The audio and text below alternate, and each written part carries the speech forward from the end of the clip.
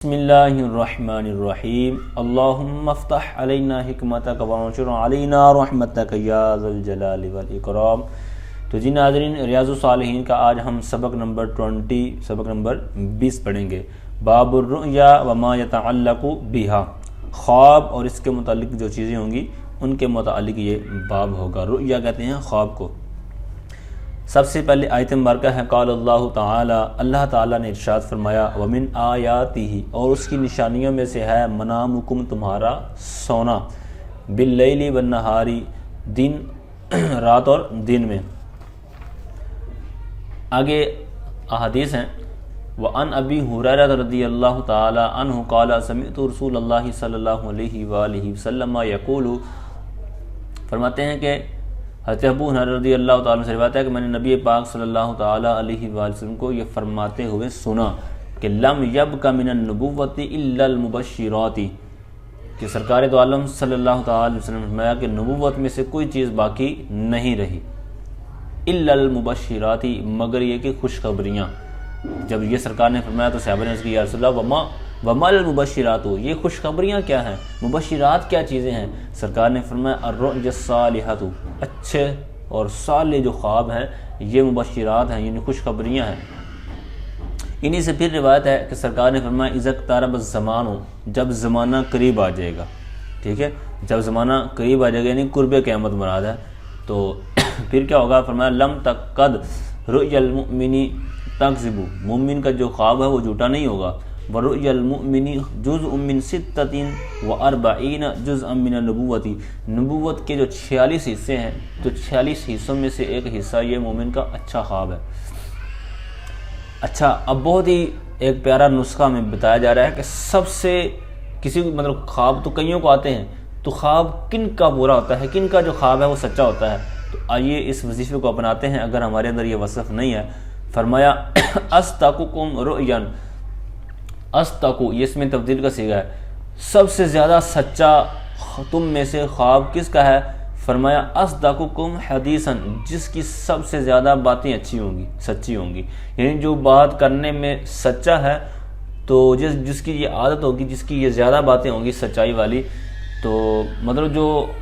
تقریباً ہر بات پر پھر سچ بولتا ہے، سچ سے کام لیتا دیتا ہے، تو یہ جس کا وظیفہ ہوگا تو فرمایا کہ اس کے خواب جو ہیں وہ سچے ہوتے ہیں۔ تو آج ہم خواب کئی طرح دیکھتے ہیں، تو وہ خواب پورے کیوں نہیں ہوتے؟ بہت ہم اچھی کامیابیاں دیکھتے ہیں، اچھے خواب دیکھتے ہیں، تو وہ کیوں نہیں پورے ہوتے؟ ہم سب اپنے پر غور کرنا چاہیے۔ اگر آپ سچی باتیں کرتے ہیں، آپ کا یہ وظیفہ ہی سچی باتیں کرنا ہے، اور پھر بھی آپ کے خواب نہیں پورے ہوتے، تو پھر بھی پریشانی کی کوئی بات نہیں ہے کہ حضرت سیدنا یوسف علیہ السلام نے بھی جو خواب دیکھا تھا وہ 40 سال تقریباً کے بعد اس کی تعبیر ہوئی تھی، جب انہوں نے اپنے سلطنت کے اندر، اپنی جو بادشاہی کے اندر وہ اس کو سجدہ وغیرہ کر کے دکھایا کہ اے میرے والد گرامی، یہ تھا وہ خواب جو میں نے دیکھا تھا، ٹھیک ہے، تم گھبرانے کی بات نہیں ہے۔ پھر انہی سے روایت ہے، فرماتے ہیں کہ سرکار نے فرمایا من رآنی، مشہور روایت، من رآنی جس نے مجھے دیکھا، فی المنامی خواب میں، یعنی سوتے ہوئے، فسیرانی تو ان قریب وہ مجھے دیکھے گا، فی الیقظۃ یعنی بیداری میں۔ یا فرماتے ہیں کأنما گویا کہ رآنی اس نے مجھے دیکھ لیا، دیکھا، فی الیقظۃ بیداری میں، لا یتمثل الشیطان بی، کیونکہ اس کی وجہ بتا رہے ہیں کہ جو شیطان ہے وہ شکل اختیار نہیں کر سکتا، بی یعنی میری، باب تفعول سے جب آتا ہے نا مصدر سیگا کوئی، تو اس کے اندر آتا ہے بتکلف کوئی چیز اختیار کرنا، یعنی شیطان جتنا مرضی ٹل لگا لے، کوشش کر لے، تو وہ میری جو شکل و صورت ہے، میرا جو حسن و جمال ہے، جو مجھے اللہ تعالیٰ نے بنایا ہے، ایسی صورت اختیار نہیں کر سکتا، یعنی جھوٹی بھی صورت اختیار نہیں کر سکتا۔ اللہ اکبر، کیسا میرے حضور علیہ السلام کو اللہ تعالیٰ نے یہ مقام و مرتبہ عطا فرمایا ہے۔ تو اب اس کی بھی کئی طرح کی شارحین نے وضاحت کی ہے، تو اللہ تعالیٰ ہمیں خواب میں بھی اور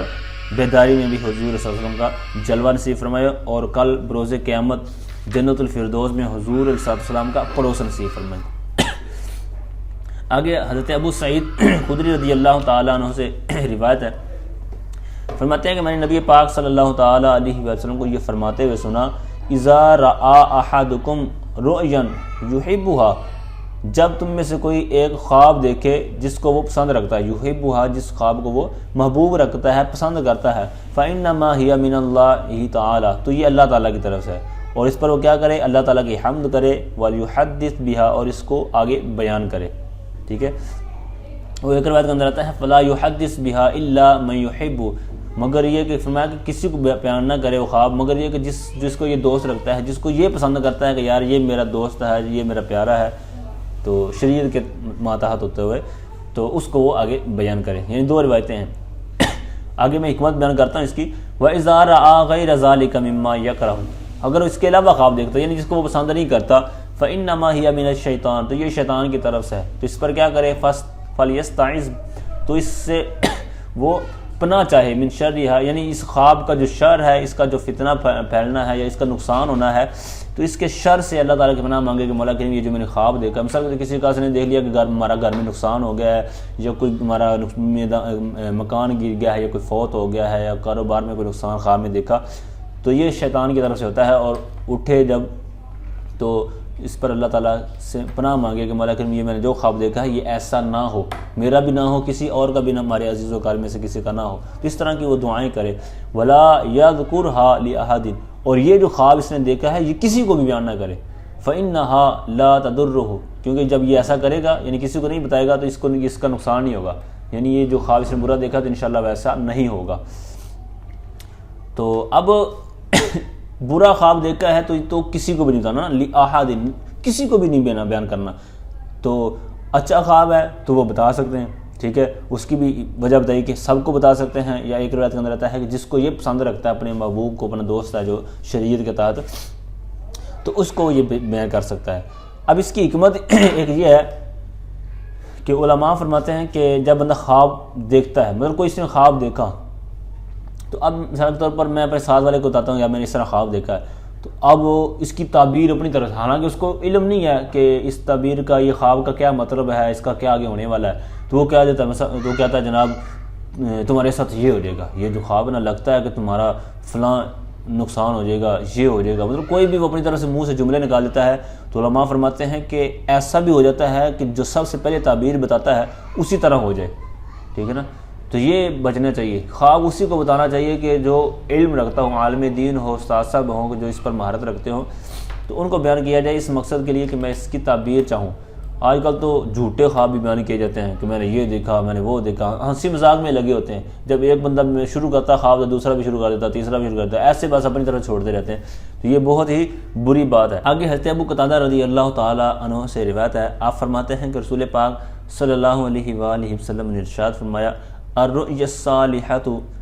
اچھے خواب، سچے خواب، صالح خواب، وفی روایت، ایک روایت کے اندر آتا ہے الرؤیا الحسنۃ من اللہ، جو اچھے خواب ہیں، عمدہ خواب ہیں، وہ اللہ تعالیٰ کی ہی جناب سے ہیں، والحلم من الشیطان، اور اچھے کے برعکس یعنی برے خواب یہ شیطان کی طرف سے ہیں، فمن رآ شیئا یکرہہ، پس جو کوئی خواب دیکھے، شیئن مطلب کوئی خواب دیکھے جس کو وہ پسند نہیں کرتا، مکروہ جانتا ہے یا اس کو اچھا نہیں لگتا خواب، وہ فلینفس، تو وہ تھوک دے، عن شمالہ ثلاثا، تین مرتبہ وہ تھوک دے اپنی الٹی جانب، لیفٹ جانب 3 دفعہ تھوکے۔ اب تھوکنا یہ کیسے ہے اس کی آگے وضاحت آ رہی ہے، ولیتعوذ، اور وہ پناہ چاہے، من الشیطان، شیطان سے، فإنہا لا تضرہ، تو جب یہ ایسا کرے گا تو وہ اس کو نقصان نہیں دے گا، یعنی وہ جو خواب دیکھا ہے پورا اس نے، وہ اس پر نقصان نہیں ہوگا اس کو۔ اچھا اب یہ فلینفس تھا نا، تو اصل میں یہ تھا انفس، یعنی اس کا جو النفس، یہ اس کا مادہ ہے نون فا اور ثا، تو اس کا یہ تھوک پھینکنے کا جو ذکر ہوا، یہ کیسی تھوک پھینکنی ہے، کہتے ہیں نفکن، کہتے ہیں یہ ایسا پھونکنا ہے، لطیف، آہستہ سے، یعنی باریک یا نرم یا آہستہ، لا ریقہ معہ، جس کے ساتھ تھوک نہ ہو، مثال کے طور پر یوں، ٹھیک ہے، یہ آپ کو آواز آئی ہوگی، تو یہ 3 دفعہ آپ نے تھتکارنا ہے، تو اس طرح تھوک نہیں، مطلب کوئی ذرے وغیرہ یا اس طرح نہیں نکلے گا، یعنی آہستہ آہستہ پھونکنا، کہ جس کے ساتھ مطلب کوئی یہ ایسا نہیں کہ جس طرح ہم عموماً وضو وغیرہ میں کلی وغیرہ کرتے تھوکتے ہیں یا عام طور پر، ایسا نہیں ہونا چاہیے، ٹھیک ہے۔ اس طرح وہ نماز شروع کرنے سے پہلے بھی آپ نے پڑھا ہوگا کہ شیطان وسوسے ڈالتا ہو، تو نماز شروع کرنے سے پہلے 3 مرتبہ اعوذ باللہ من الشیطان الرجیم پڑھ کر لیفٹ جانب، الٹی جانب، یا 3 کندھے کی طرف 3 دفعہ تھوک دیں گے آپ اس طرح، تو انشاءاللہ شیطان کے جو وسوسے ہیں کافی حد تک آپ اس سے محفوظ رہیں گے۔ آگے حضرت جابر بن عبداللہ رضی اللہ تعالیٰ عنہ سے روایت ہے، رسول پاک صلی اللہ علیہ وسلم سے روایت کرتے ہیں کہ سرکار نے فرمایا، جب تم میں سے کوئی دیکھے خواب یکرہہ جس کو وہ ناپسند کرتا ہے فلیبصق عن یسارہ ثلاثا تو وہ 3 دفعہ اپنی الٹی جانب تھوک دے. یہاں صیغہ چینج کی ہے نا, اوپر فلینفس تھا اور یہاں فلیبصق, معنی ایک ہی ہے. اور ولیستعذ باللہ من الشیطان ثلاثا اور 3 مرتبہ اللہ تعالیٰ کی پناہ مانگے شیطان سے. ولیتحول اور پلٹ جائے, ٹھیک ہے, مطلب اپنا جو کروٹ ہے وہ پلٹ لے, انجم بھی الذی کان علیہ یعنی جس پر وہ پہلے تھا اس طرف سے وہ پلٹ جائے, دوسری طرف ہو جائے. آگے حضرت ابو اسکار رضی اللہ تعالی عنہ سے روایت ہے, فرماتے ہیں کہ رسول پاک صلی اللہ علیہ وآلہ وسلم نے ارشاد فرمایا ان من اعظم الفراء, فرا کہتے ہیں جھوٹ کو, ٹھیک ہے, تو جھوٹ یا بہت یعنی بہتان وغیرہ اس طرح کے معنی میں استعمال ہوتا ہے. تو سب سے بڑا جھوٹ کیا ہے؟ فرمایا کہ بے شک سب سے بڑے جھوٹ میں سے یہ ہے کہ ان یدعی الرجل الی غیر ابیہ, کہ آدمی دعویٰ کرے اس بات کا الی غیر ابی یعنی اپنے باپ کے علاوہ کے باپ ہونے کا دعویٰ کرے, یعنی کہے کہ فلاں میرا باپ ہے, یعنی حقیقی باپ یہاں بات ہو رہی ہے, ٹھیک ہے. اب یہاں پر یہ جو بعض کا جو آج کا ٹرینڈ چل رہا ہے نا, جو زیادہ پڑھی لکھی ہوتی ہیں تو وہ مسز, تو وہ میڈم یا جو بیگم ہے وہ اپنے شوہر کا بھی ساتھ نام لکھتی ہے, یعنی مسز فلاں, ٹھیک ہے, زید بکر عمر. تو یہاں وہ مراد نہیں ہے, ٹھیک ہے. یہ اس پر علماء کرام نے فرمایا کہ یہاں یہ اس روایت کے تحت یہ مراد نہیں ہے. یہاں مراد ہے یعنی جس طرح ہم لکھتے ہیں کہ محمد رمضان ولد محمد صدیق, اب اپنے والد کی جگہ اگر کوئی نام لکھتا ہے نا اور ثابت یہ کرنا چاہتا ہے کہ میرے والد صاحب یہ ہیں, یعنی کسی اور کو جب لکھتے ہیں تو بطور والد لکھنا یہ اس کی بات ہو رہی ہے,